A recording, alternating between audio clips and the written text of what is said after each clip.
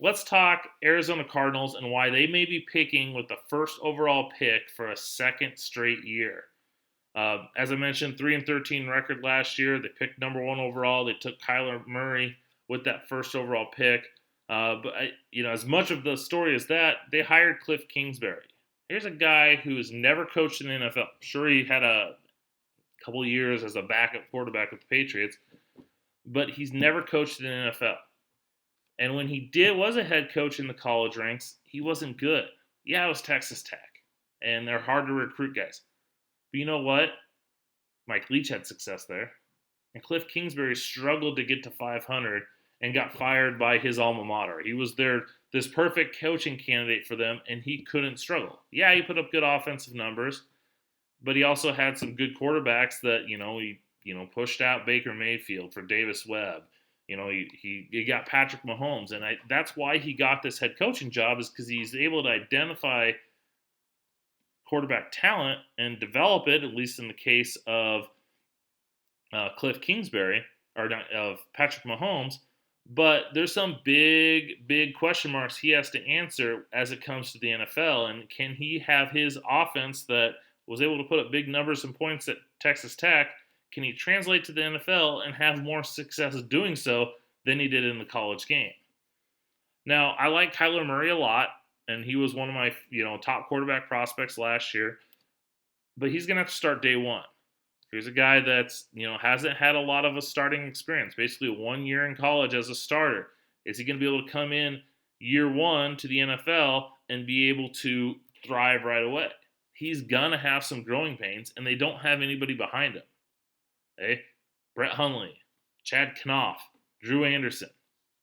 Those guys, those guys aren't going to be playing. It's going to be Kyler Murray. They're going to be working through a lot of his struggles because they don't have any other choice.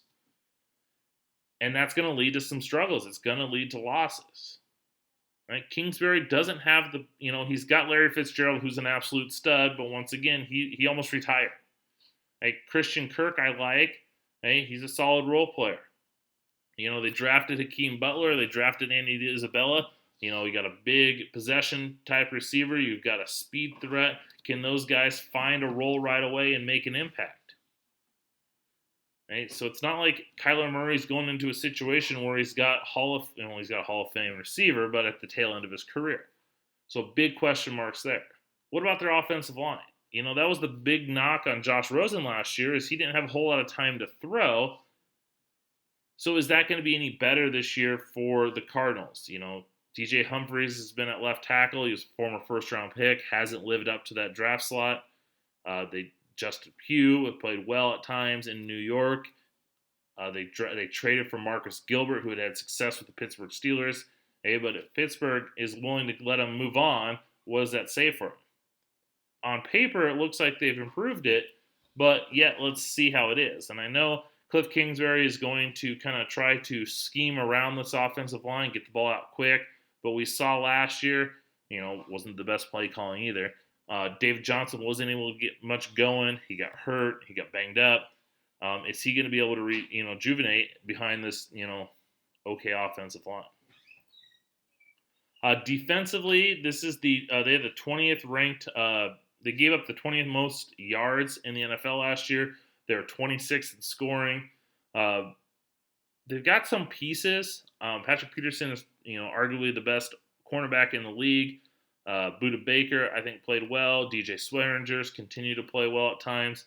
But Terrell Suggs is coming home for one last year. So they've got some pieces. I was a big Hassan Reddick fan coming out, but they're still, and Chandler Jones is a stud. I can't believe I forgot about him. So they've got two good pass rushers. You got Chandler Jones, you got Terrell Suggs, but what else?